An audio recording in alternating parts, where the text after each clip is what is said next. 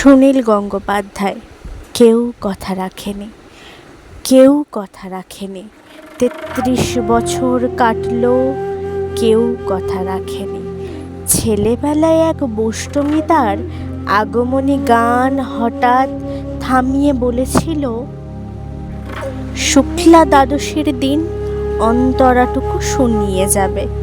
তারপর কত চন্দ্রভোগ অমাবস্যা চলে গেল, কিন্তু সেই বোষ্টমী আর এলো না। ২৫ বছর প্রতীক্ষায় আছি। মামার বাড়ির মাঝি নাদের আলী বলেছিল, বড় হও দাদা ঠাকুর, তোমাকে আমি ৩ প্রহরের বিল দেখাতে নিয়ে যাব। সেখানে পদ্ম ফুলের মাথায় সাপ আর ভ্রমর খেলা করে। নাদের আলী, আমি আর কত বড় হব? আমার মাথা এই ঘরের ছাদ পুড়ে আকাশ স্পর্শ করলে তারপর তুমি আমায় ৩ প্রহরের বিল দেখাবে?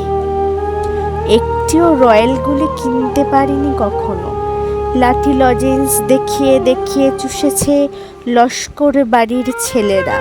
ভিখারির মতন চৌধুরীদের গেটে দাঁড়িয়ে দেখেছি ভিতরের রাস উৎসব, অবিরল রঙের ধারায়, মধ্যে সুবর্ণ কঙ্কণ পরা ফর্সা রমণীরা কত রকম আমোদে হেসেছে।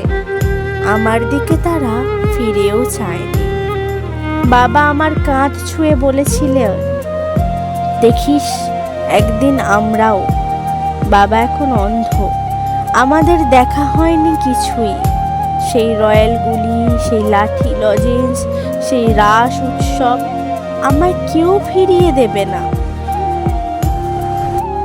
বুকের মধ্যে সুগন্ধি রুমাল রেখে বরুণা বলেছিল, যেদিন আমায় সত্যিকারের ভালোবাসবে সেদিন আমার বুকেও এরকম আতরের গন্ধ হবে।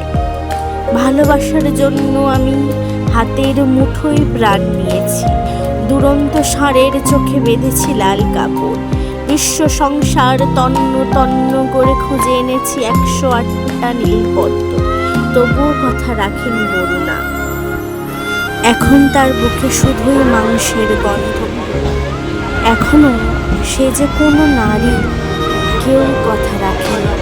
৩৩ বছর কাটল,